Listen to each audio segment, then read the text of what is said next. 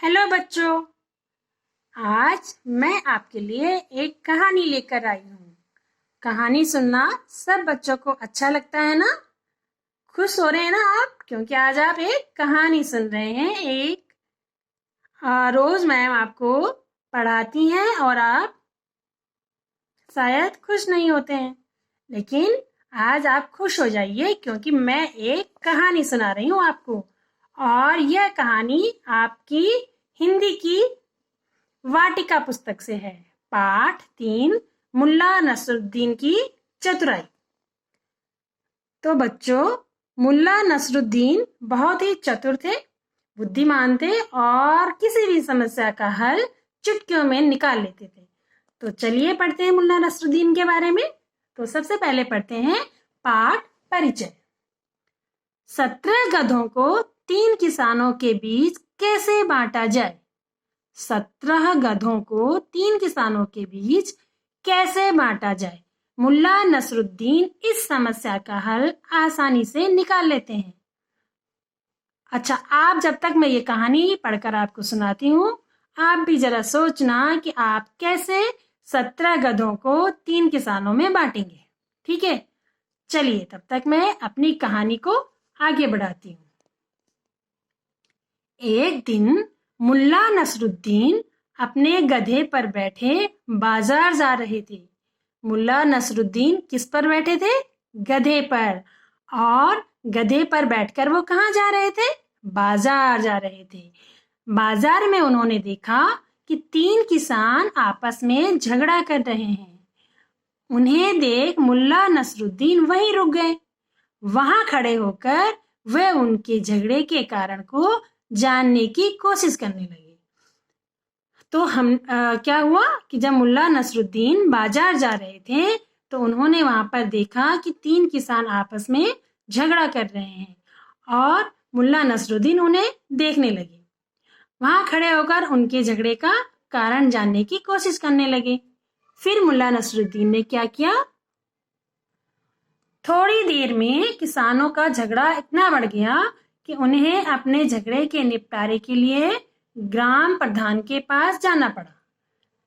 किसानों ने गांव के प्रधान को बताया कि वे तीनों किसान मित्र हैं और तीनों मिलकर व्यापार करने के लिए गधे खरीदने आए थे। तीनों किसानों ने मिलकर एक व्यापारी से 17 गधे खरीदे थे। अच्छा, फिर क्या हुआ? झगड़ा इतना बढ़ गया कि वो तीनों किसान गांव के प्रधान के पास गए और उन्होंने प्रधान को क्या बताया? उन्होंने बताया कि वो तीनों मित्र हैं, यानी दोस्त हैं, और वो कहाँ गए थे? व्यापार करने के लिए गधे खरीदने गए थे। एक किसान ने मिलकर एक व्यापारी से 17 गधे खरीदे थे। कितने गधे खरीदे थे? तीनों किसानों ने मिलकर 17 गधे खरीदे। अब बंटवारा करने में उनका झगड़ा हो गया। ठीक है, फिर क्या हुआ? आगे पढ़ते हैं। फिर क्या हुआ बच्चों?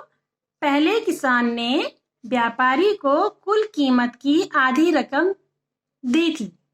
ठीक है, दूसरे किसान ने कुल कीमत का 1/3 तथा तीसरे किसान ने कुल कीमत का 9वां हिस्सा दिया था। अब उन्हें समझ नहीं आ रहा था कि गधों का बंटवारा कैसे किया जाए।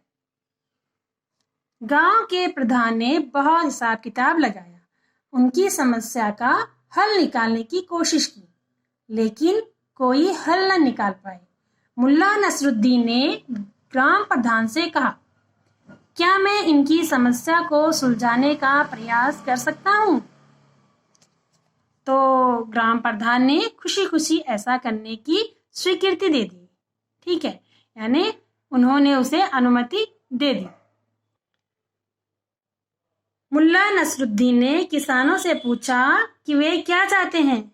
वे बोले, हम अपने गधों को इस तरह बांटना चाहते हैं कि हम सबको उतने गधे मिले जितने गधों की कीमत हमने दी है।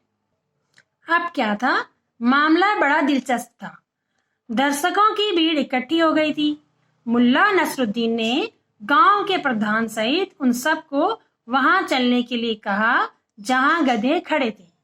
ग्राम प्रधान सहित किसान और सभी देखने वाले वहां पहुंच गए।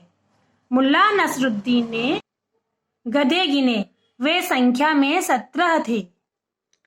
मुल्ला नसरुद्दीन ने अपना गधा भी उन गधों के साथ खड़ा कर दिया। अब गधों की संख्या 11 हो गई। मुल्ला नसरुद्दीन ने पहले किसान को बुलाया और पूछा, अच्छा बताओ, तुमने कितने रुपए दिए थे? वह बोला, व्यापारी ने हमसे जितने रुपए मांगे थे मैंने उसके आधे रुपए दिए थे। मुल्ला नसरुद्दीन ने कहा, इस हिसाब से तो तुम्हें आधे गधे मिलने चाहिए। तो मुल्ला नसरुद्दीन ने 18 गधों के आधे 9 गधे पहले किसान को दे दिए। 18 गधे कैसे हुए? क्योंकि मुल्ला नसरुद्दीन ने अपना गधा भी उनके बीच में खड़ा कर दिया था, इसलिए वो 17 थे और एक उनका मुल्ला नसरुद्दीन का आ गया तो वो 18 हो गए। तो 18 का आधा 9 गधे उसको दे दिए। ठीक है, फिर क्या हुआ? अब उसने दूसरे किसान को बुलाया। ठीक है, उससे पूछा, तुमने व्यापारी को कितने रुपए दिए थे? उसने कहा, मैंने व्यापारी को कुल कीमत के 1/3 रुपए दिए थे। मुल्ला नसरुद्दीन ने कहा, इस हिसाब से तुम्हें कुल गधों का तीसरा हिस्सा मिलना चाहिए। 18 का तीसरा हिस्सा हुआ 6। मुल्ला नसरुद्दीन ने 6 गधे दूसरे किसान को दे दिए। लोग विस्मय से मुल्ला नसरुद्दीन को देख रहे थे। क्या किया मुल्ला नसरुद्दीन ने? पहले वाले किसान को दे दिए 9 गधे और दूसरे किसान को दे दिए 6 गधे। मुल्ला नसरुद्दीन ने फिर तीसरे किसान से पूछा, तो उसने कहा कि मैंने कुल कीमत का 9वां हिस्सा दिया था। मुल्ला नसरुद्दीन ने कहा, इस हिसाब से तुम्हें कुल गधों का 9वां हिस्सा मिलना चाहिए। 18 का 9वां हिस्सा हुआ 2।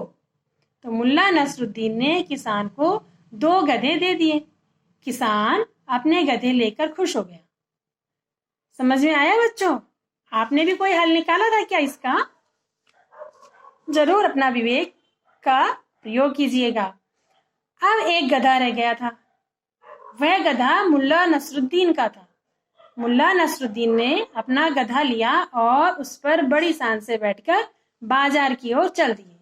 ग्राम प्रधान सहित सभी लोग दांतों तले उंगली दबाए खड़े थे और मुल्ला नसरुद्दीन की भूरी भूरी प्रशंसा कर रहे थे। तो देखा बच्चों, किस प्रकार से एक बहुत बड़ी समस्या को मुल्ला नसरुद्दीन ने चुटकियों में हल कर दिया। तो अपने विवेक का प्रयोग करके हम भी बड़ी से बड़ी समस्या को, मुसीबत को चुटकियों में हल कर सकते हैं। तो बच्चों, आपको कहानी कैसी लगी? आपने इस कहानी को सुनाना है, अपनी वीडियो बनानी है और व्हाट्सएप ग्रुप पर सेंड करना है। धन्यवाद।